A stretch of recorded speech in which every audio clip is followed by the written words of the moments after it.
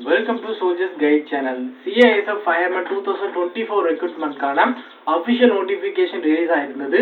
டோட்டலாக வந்து 1130 plus vacancy all over India ஃபுல்லாக அஃபிஷியல் நோட்டிஃபிகேஷன் ரிலீஸ் பண்ணியிருந்தாங்க.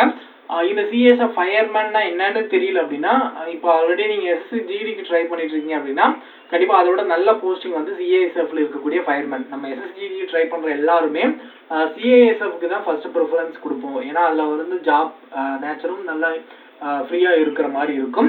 பட் ஆனால் அதை விட இன்னும் வந்து இந்த கான்ஸ்டபிள் ஜிடியை விட அதோட கொஞ்சம் மேலே இருக்கக்கூடிய நல்ல போஸ்டிங் அப்படின்னா சிஏஎஸ்எஃப் ஃபயர்மேன். ஓகேங்களா, கண்டிப்பாக அதுக்கு ட்ரை பண்ணுறீங்க அப்படின்னா அதுக்கான ஏஜ் லிமிட், எஜுகேஷன் குவாலிஃபிகேஷன் எல்லாமே சேம் அதே தான். கொஞ்சம் ஃபிசிக்கல் எஃபிஷியன்சி டெஸ்ட்டும் அதே சேம் ப்ராசஸில் தான் இருக்கும். அதனால் வந்து நீங்கள் பயப்படாமல் இதுக்கும் ட்ரை பண்ணலாம். வேகன்சி கம்மியாக இருக்குன்னு மட்டும் விட்டுறாதீங்க. எக்ஸாமில் என்ன மார்க் எடுக்கிறீங்களோ அதுதான் உங்களுடைய final result. Same SSGD syllabus தான். ஓகேங்களா, இந்த அஃபிஷியல் நோட்டிஃபிகேஷன் அண்ட் இந்த செலெக்ஷன் ப்ராசஸை பார்த்தீங்கன்னா கம்ப்ளீட் இன்ஃபர்மேஷன் இந்த வீடியோவில் பார்க்கலாம். வீடியோவை ஸ்கிப் பண்ணாமல் பாருங்கள். நீங்கள் நம்ம சேனலில் புதுசாக பார்த்துட்டு இருந்தீங்க அப்படின்னா மறக்காமல் சப்ஸ்கிரைப் பண்ணி வச்சுக்கோங்க. அண்ட் உங்களோட ஃப்ரெண்ட் யாராவது டிஃபென்ஸ் ட்ரை பண்ணிருந்தாங்க அப்படின்னா இந்த வீடியோ அவங்களுக்கும் ஷேர் பண்ணி விட்டு இந்த வீடியோவை பாருங்கள். ஸோ இப்போ இதுக்கான அப்ளை டேட் அப்படின்னு பார்த்தோம் அப்படின்னா 31/8/2024 இந்த மந்த்ல இருந்து ஸ்டார்ட் ஆயிரும். எண்ட் டேட் அப்படின்னு பார்த்தோம் அப்படின்னா அடுத்த மந்த் செப்டம்பர் 30/9/2024 வரும். நம்ம ஆன்லைன்ல அப்ளை பண்ணிக்கலாம். இதுக்கான அப்ளை பண்ணிட்டதுக்கு அப்புறம் ஏதாவது நேம் மிஸ்டேக், அதுக்கப்புறம் ஏதாவது உங்களுடைய ஃபாதர் நேம் மிஸ்டேக், ஏதாவது சம் மிஸ்டேக் பண்ணியிருக்கீங்க அப்படின்னா அதுக்கான கரெக்ஷன் விண்டோவும் ஓப்பன் பண்ணுவாங்க. 10/9/2024 இருந்து உங்களோட கரெக்ஷன் விண்டோ ஓப்பன் ஆகும். ஒரு 2 days இருக்கும். ஒவ்வொரு கரெக்ஷன் விண்டோ, அதாவது ஒரு கரெக்ஷன் விண்டோவுக்கு நீங்கள் என்ன கேட்டகரியாக இருந்தாலும் 200 ரூபி பே பண்ணுறோம். ஓகேங்களா, ஸோ அடுத்து வந்து நல்லா அப்ளை பண்ணும் போதே கரெக்டாக அப்ளை பண்ணி விட்டுருங்க. ஓகேங்களா, ஸோ அடுத்து வந்து ஏஜ் லிமிட் அப்படின்னு பார்த்தோம் அப்படின்னா இதுக்கு யூஆர்இடபிள்யூஎஸ் அப்படின்னு பார்த்தோம் அப்படின்னா 18 வயசுல இருந்து 23 வயசுக்குள்ள மட்டும் தான் இருந்தீங்க அப்படின்னா தான் எலிஜிபிள். இதுல ஒரு சில ஏஜ் ரிலாக்ஸேஷன் இருக்கு. என்ன கேட்டகரி அப்படின்னு பார்த்தோம் அப்படின்னா ஓபிசிக்கு வந்து பார்த்தோம் அப்படின்னா 18 to இது ஓபிசிக்கு 3 year ரிலாக்ஸேஷன், எஸ்சிஎஸ்டிக்கு 5 year ரிலாக்ஸேஷன் இருக்கும். ஓபிசிக்கு வந்து 18 வயசுல இருந்து 26 வயசுக்குள்ள இருந்தீங்க அப்படின்னா எலிஜிபிள். க்ரூஷியல் டேட் அப்படின்னு பார்த்தோம் அப்படின்னா 1/10/1998 to 30/9/2006 இருந்தீங்க அப்படின்னா எலிஜிபிள். ஓகேங்களா, எஸ்சிஎஸ்டியா இருந்தீங்க அப்படின்னா 18 வயசுல இருந்து 28 வயசுக்குள்ள இருந்தீங்க அப்படின்னா எலிஜிபிள். 1/10/1996 இருந்து 30/9/2006 இடைப்பட்ட கேப்ல பிறந்திருந்தீங்க அப்படின்னா நீங்க எலிஜிபிள். இதை ஸ்கிரீன்ஷாட் எடுத்து வச்சு கூட நீங்க ஒன்ஸ் நீங்க செக் பண்ணி பார்த்துக்கலாம். ஓகேங்களா, ஸோ அடுத்து வேகன்சிஸ் அப்படின்னு பார்த்தோம் அப்படின்னா நம்ம தமிழ்நாடு என்டையர் ஸ்டேட்டுக்கு வந்து பார்த்தோம் அப்படின்னா யூஆருக்கு 17 வேகன்சி, இடபிள்யூஎஸ்க்கு 4 வேகன்சி. இதுக்கு என்னென்ன கேட்டகரியா இருந்தாலும் எந்த கேட்டகரிக்கு எப்படி கேட்டகரி வைஸ் நம்ம யூஆருக்கு ஷிஃப்ட் ஆகும் அப்படின்றத நான் சொல்றேன். வீடியோவை ஸ்கிப் பண்ணா பாருங்க. இடபிள்யூஎஸ்க்கு 4 வேகன்சி, எஸ்சிக்கு வந்து பார்த்தோம் அப்படின்னா 7 வேகன்சி, எஸ்டிக்கு வந்து எந்த ஒரு வேகன்சியும் கிடையாது. எஸ்டிக்கு எந்த ஒரு வேகன்சியும் இல்லை அப்படின்னா நீங்க யூஆர் வேகன்சிக்கு எலிஜிபிள். பட் யூஆர் உடைய கட் ஆஃப் நீங்க கிளியர் பண்ணணும். ஓகேங்களா, ஓபிசிக்கு 11 வேகன்சி, டோட்டலா 39 வேகன்சி. ஓகேங்களா, இப்போ நீங்க யூஆர் கேட்டகரி கொடுத்து நீங்க அப்ளை பண்ணிருந்தீங்க அப்படின்னா நீங்க யூஆருக்கு என்ன கட் ஆஃப் வைக்கிறாங்களோ அந்த கட் ஆஃப் கிளியர் பண்ணி ஆகணும்.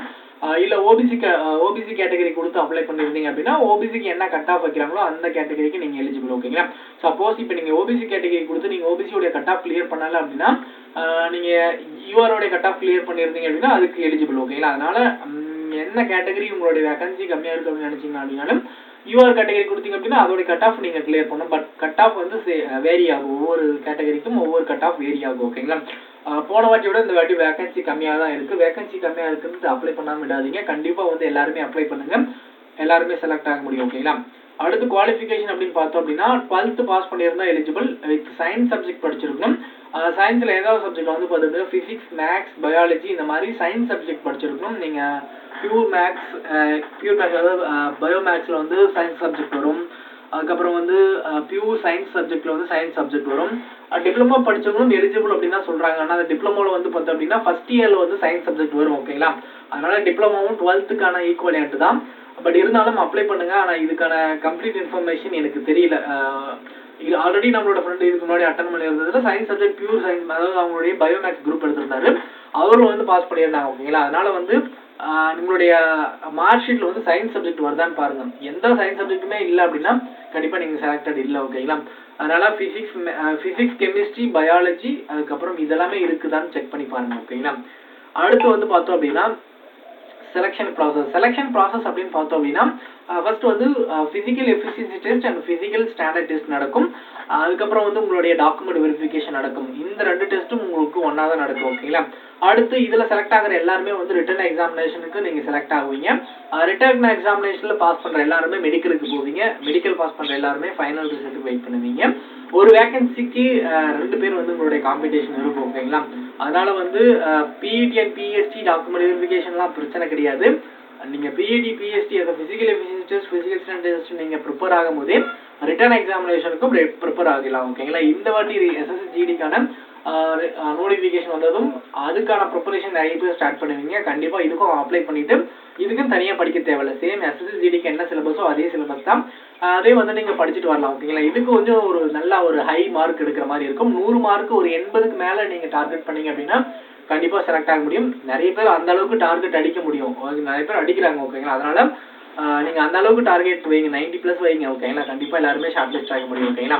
அடுத்து வந்து பார்த்தோம் அப்படின்னா இதுக்கான ஃபர்ஸ்ட் பிஇடி அண்ட் பிஎஸ்டிக்கான டெஸ்ட்ல என்னென்ன கண்டக்ட் பண்ண போறாங்க அப்படின்றத பார்க்கலாம். பிசிக்கல் எஃபிஷியன்சி டெஸ்ட்ல வந்து 5 கிலோமீட்டர் ரன்னிங் இருக்கும். 24 மினிட்ஸ்ல ஓடும். சேம் எஸ்எஸ்ஜிடிக்கு என்ன வைப்பாங்களோ அதே தான்.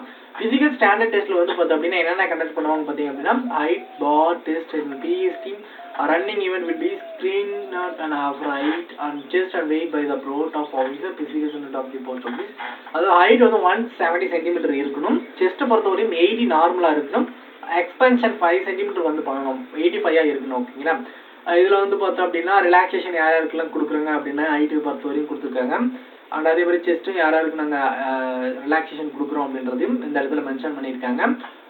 பெரும்பாலும் இந்த கேட்டகரி நம்ம வர மாட்டோம். ஓகேங்களா. எல்லாரும் 170 இருந்தீங்க அப்படின்னா தான் எலிஜிபிள். கண்டிப்பாக இதை விட 0.5 கம்மியாக இருந்தீங்க அப்படின்னா மட்டும் அப்ளை பண்ணாதீங்க. ஓகேங்களா. 169.9 இருந்தீங்க அப்படின்னா கண்டிப்பாக அப்ளை பண்ணுங்க. 169 இருக்கீங்க இல்லை 68 65 இருக்கீங்க அப்படின்னா கண்டிப்பாக அப்ளை பண்ணாதீங்க. ஏன்னா இவ்வளோ தூரம் அப்ளை பண்ணிவிட்டு அவ்வளோ அதுக்காக ப்ராக்டிஸ் பண்ணி அங்கே போயிட்டு நீங்கள் வெளியே வர்றதுக்கு நீங்கள் இப்போவே வந்து இது இல்லை. ஓகேங்களா. அதனால் செஸ்ட்டு வந்து இதுக்கான செஸ்ட் இல்லைங்க அப்படின்னா அதுக்கான ஃபோட்டோ நீங்கள் ஃபிசிக்கல் பண்ணும் போதே வந்து போடுங்க. ஓகேங்களா. அடுத்து வந்து பார்த்தோம் அப்படின்னா இதில் செலக்ட் ஆகிற எல்லாருமே ரிட்டன் எக்ஸாமினேஷனுக்கு ஷார்ட் லிஸ்ட் ஆகுவீங்க. ரிட்டன் எக்ஸாமினேஷனுக்கான சிலபஸ் என்ன அப்படின்றத பார்த்தோம் அப்படின்னா டோட்டலாக 100 மார்க் இருக்கும். 100 கொஸ்டின் இருக்கும். இதில் டைப் வந்து பார்த்தீங்கன்னா ஆப்ஜெக்டிவ் டைப்பில் தான் இருக்கும். பேப்பரில் ஓஎம்ஆரில் கண்டக்ட் பண்ணலாம். அப்படி இல்லைன்னா சிபிடியில் கண்டக்ட் பண்ணலாம். போன வாட்டி வந்து பார்த்தோம் அப்படின்னா கம்ப்யூட்டர் பேஸில் தான் கண்டக்ட் பண்ணியிருந்தாங்க. ஓகேங்களா. இதில் வந்து part A, part B, part C, part D same எஸ்எஸ்சிஜிடியில் எப்படி கண்டக்ட் பண்ணுவாங்க அதே மாதிரி தான். ஜென்ரல் இன்டெலிஜென்ஸ் ரீசனிங்லேருந்து 25 கொஷின்ஸ், அதுக்கப்புறம் ஜென்ரல் அவேர்னஸ்லேருந்து 25 கொஷின்ஸ், எலிமெண்ட்ரி மேத்தமெட்டிக்ஸ்லேருந்து 25 கொஷின்ஸ், இங்கிலீஷ்லேருந்து 25 கொஷின், டோட்டலாக 100 கொஷின் 100 மார்க். டோட்டலாக 120 மினிட்ஸ் வந்து பார்த்தோம் டியூரேஷன் இருக்குது. நம்ம எஸ்எஸ்ஜிடிக்கு டியூரேஷன் கம்மி, பட் ஆனால் மைனஸ் மார்க் இருக்குது. இதுக்கு மைனஸ் மார்க் கிடையாது. அதனால் எல்லா கொஷினும் அட்டன் பண்ணலாம். கண்டிப்பாக வந்து நீங்கள் எஸ்எஸ்ஜிடிக்கு போடுற எஃபோர்ட்டை இதுக்கு போட்டிங்க அப்படின்னா கண்டிப்பாக எல்லாருமே செலக்ட் ஆகலாம். ஓகேங்களா. அடுத்து வந்து பார்த்தோம் அப்படின்னா இந்த ரெக்ரூட்மெண்ட் ப்ராசஸ் வந்து இவ்வளோதாங்க. ஓகேங்களா. இதை பற்றின கம்ப்ளீட் இன்ஃபர்மேஷன் எல்லாமே நம்மளோட டிஸ்கஸ் பண்ணியிருப்போம். கண்டிப்பாக இதை தவிர்த்து வேறு எந்த டவுட்டும் இருக்காதுன்னு நினைக்கிறேன். ஓகேங்களா. எல்லா டவுட்டும் கிளியர் ஆகிருக்குன்னு நினைக்கிறேன். கண்டிப்பாக நீங்கள் அப்ளை பண்ணுற வீடியோ அப்படி வேணும் அப்படின்னு கேட்டிங்க அப்படின்னா நான் அதுக்கான வீடியோ கொடுக்குறேன். இதுக்கான அஃபிஷியல் நோட்டிஃபிகேஷன் ஆல்ரெடி நம்மளோட டெலிகிராம் சேனலில் கொடுத்துருக்கேன். நான் தான் இந்த வீடியோ கொஞ்சம் லேட்டாக அப்லோட் பண்ணியிருக்கேன். சாரி. அண்ட் எல்லாருமே வந்து கண்டிப்பாக வந்து ஃபுல் எஃபோர்ட்டோட 100% வந்து நீங்கள் போடுங்க. கண்டிப்பாக எல்லாருமே செலக்ட் ஆகலாம். ஓகேங்களா. வேறு எந்த டவுட் இருந்தாலும் கமெண்ட் செக்ஷனில் கேளுங்க. தேங்க்யூ. All the best.